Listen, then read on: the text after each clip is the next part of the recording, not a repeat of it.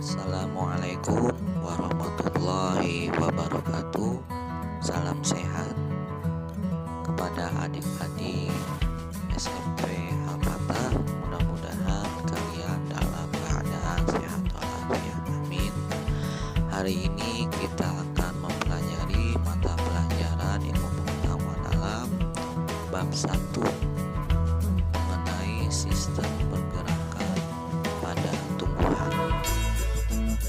Diharapkan ya untuk adik-adik sekalian setelah mempelajari pada bab ini, adik-adik dapat mengidentifikasi, adik-adik dapat mengelompokkan jenis-jenis pergerakan pada tumbuhan berdasarkan rangsangannya seperti ini. Bismillah, kita mulai saja ya pembelajaran hari ini ya dengan sebuah pertanyaan. Apa iya tumbuhan itu dapat bergerak? Kemudian bagaimana kalau misalnya tumbuhan itu dapat bergerak? Kalau misalnya dia dapat bergerak ya adik-adik, bagian apa saja sih itu kan yang dapat bergerak? Nah, ternyata kalau dari pengalaman kita sehari-hari di perjalanan, kita menemukan yang namanya itu gerak pada tumbuhan putri malu. Ketika daun putri malu tersebut disentuh ya adik-adik, maka daun putri malu itu akan menutup. Nah, gerak menutup daun pada tumbuhan putri malu tersebut merupakan respon terhadap adanya rangsangan. Arah menutupnya daun akibat rangsangan tersebut meskipun tetap, dia dikatakan tetap bergerak meskipun tidak berpindah tempat. Kemudian adik-adik, berdasarkan asal datangnya si rangsangan, maka beberapa literatur yang membahas masalah rangsangan pada tumbuhan ini dibedakan menjadi 3 bagian, yakni ada gerak higroskopis, kemudian ada gerak etionom begitu ya, kemudian ada gerak endonom. Kemudian kita masuk ke dalam gerak higroskopis. Nah, apabila adik-adik melihat buah polong-polongan ya, yang sudah tua di sekitaran rumah, kemudian adik-adik akan melihat buah polong-polongan itu dapat membuka. Bagaimana buah polong-polongan tersebut dapat membuka adik-adik? Ketika buah polong-polongan tersebut sudah tua, ya, terjadi perubahan kadar air yang ada di dalam sel secara tidak merata. Akibatnya terjadi pengerutan bagian buah yang tidak merata. Nah, pengerutan ini membuat buah polongan ini menjadi terbuka. Nah, membukanya buah polongan tersebut menandakan salah satu contoh gerak higroskopis. Kemudian selain membukanya buah polong-polongan, ada juga beberapa contoh lainnya seperti membukanya dinding sporangium atau pada kotak spora ya pada tumbuhan paku misalnya. Kalau kita simpulkan bahwa gerak higroskopis adalah gerak pada tumbuhan yang disebabkan oleh perubahan kadar air yang ada di dalam sel sehingga menyebabkan terjadinya pengerutan yang ada di dalam tumbuhan tersebut itu tidak merata. Selanjutnya, gerak endonom. Jika kita amati daun tumbuhan hidrilia ya menggunakan mikroskop, kita akan melihat struktur seperti dinding-dinding tembok gitu kan yang ada di dalam mikroskop. Itu terdapat juga butiran-butiran berwarna hijau. Jadi struktur si tumbuhan hidrilia ini dari segi mikroskop ini dia seperti tembok-tembok gitu kan. Nah, itu merupakan sel daun teman-teman. Di dalam sel daun tersebut terdapat cairan yang disebut sitoplasma. Nah, ini sekitaran 80%-an gitu kan. Sitoplasma ini cairan kental.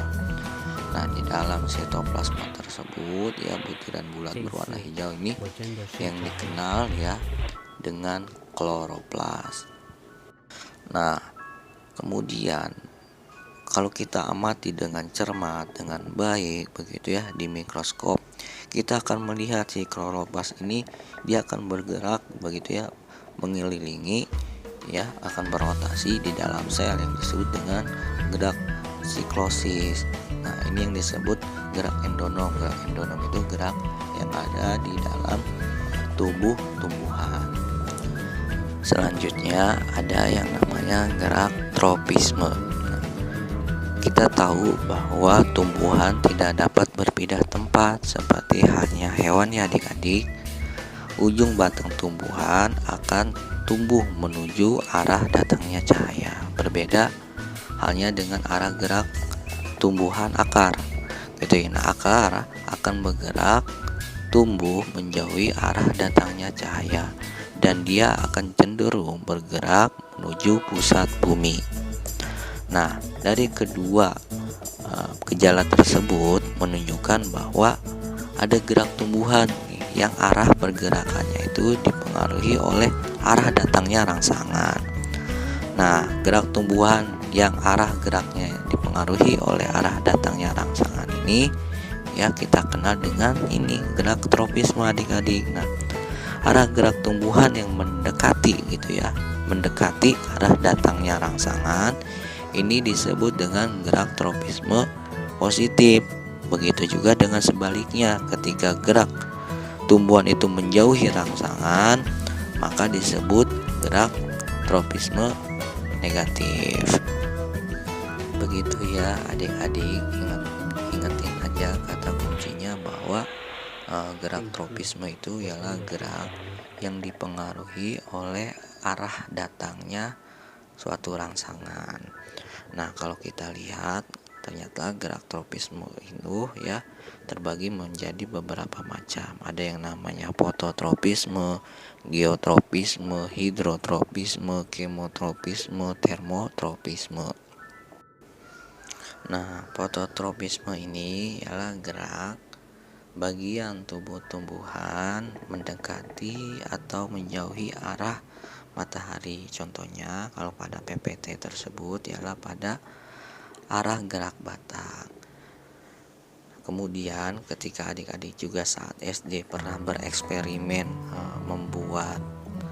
menanam tanaman toge dari kacang hijau begitu ya, ketika ditaruh di dekat jendela maka si toge tersebut akan tumbuh begitu ya mengikuti datangnya cahaya. Nah, hal ini disebabkan karena adanya gerak fototropisme yang pada tubuh si toge tersebut. Kemudian selanjutnya ada gerak geotropisme, ialah gerak bagian tubuh tumbuhan mendekat atau menjauhi arah gaya gravitasi.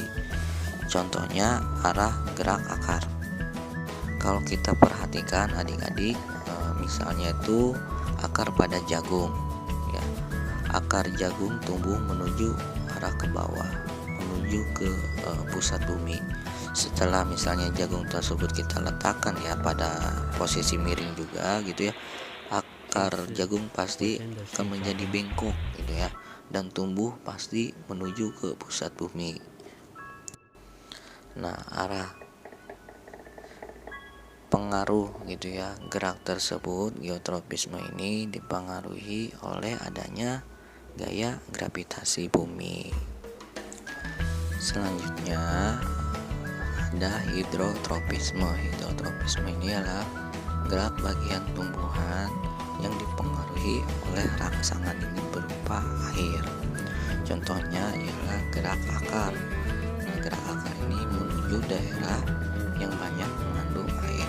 Kalau misalnya kita jalan-jalan ke taman safari begitu ya, atau jalan-jalan ke daerah-daerah yang banyak pepohonan yang tumbuh tinggi, maka kita akan melihat begitu ya akar-akar yang begitu besar, begitu dalam begitu ya.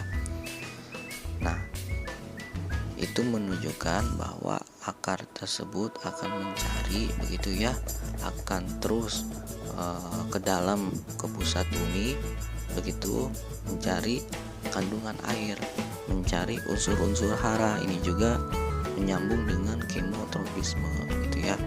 Dia akan mencari nutrisi-nutrisi untuk keberlangsungan hidup seperti H2O, air begitu ya. Kemudian dia juga butuh namanya hidrogen, nitrogen, sulfur, kalsium, magnesium dan seterusnya. Nah, itu ialah esensi atau fungsi akar itu sendiri ya. Dia akan mencari unsur-unsur hara itu untuk keberlangsungan hidupnya, untuk proses ya kehidupan dia, seperti itu. Kemudian selanjutnya tigmotropisme. Nah, tigmotropisme ini ialah gerak ya yang disebabkan oleh pengaruh rangsangan itu berupa persinggungan. Contohnya itu ialah pada tanaman anggur begitu ya. Kemudian tanaman kacang panjang, kemudian tanaman markisa begitu ya. Dia tubuhnya itu akan melilit pada kayu, akan menyinggung begitu ya pada daerah yang ia tempati, seperti itu ya. Nah, jadi Bapak ingatkan lagi kepada adik-adik sekalian untuk mengingat gitu ya, gerak tropisme ini kan ada beberapa macam, ada fototropisme, geotropisme ya. Adik-adik ingatin kata kuncinya aja. Misalnya fototropisme itu kan foto. Kalau foto itu kan punya yang namanya cahaya. Jadi fototropisme itu rangsangan yang dipengaruhi oleh cahaya begitu ya. Kemudian ada yang namanya geotropisme. Geotropisme itu dari kata geo itu berarti geografi, tentang bumi, adanya gravitasi, seperti itu. Kemudian ada hidro itu berarti air ya. Ingat, air itu kan lambangnya kimia tuh H2O, hidrogen, hidro gitu ya. Ingetin aja, hidro itu berarti air. Kemudian ada kemotropisme itu berarti rangsangannya itu berupa ya dipengaruhi oleh zat-zat kimia begitu ya. Nah, jadi adik-adik Bapak sarankan untuk mengingat aja kata kuncinya gitu ya. Takutnya ketika Bapak ngasih soal berupa esai begitu ya, apa yang dimaksud dengan gerak fototropisme gitu ya. Adik-adik ingat nih, fototropisme itu berarti cahaya. Nah, berarti gerak yang dipengaruhi oleh arah datangnya cahaya, seperti itu ya. Udah, itu saja pembelajarannya hari ini. Pertemuan selanjutnya kita akan sambung. Apabila adik-adik kurang paham, kita bisa diskusikan di WA grup, seperti itu ya. Terima kasih. Billahi fisabilillah wassalamualaikum warahmatullahi wabarakatuh.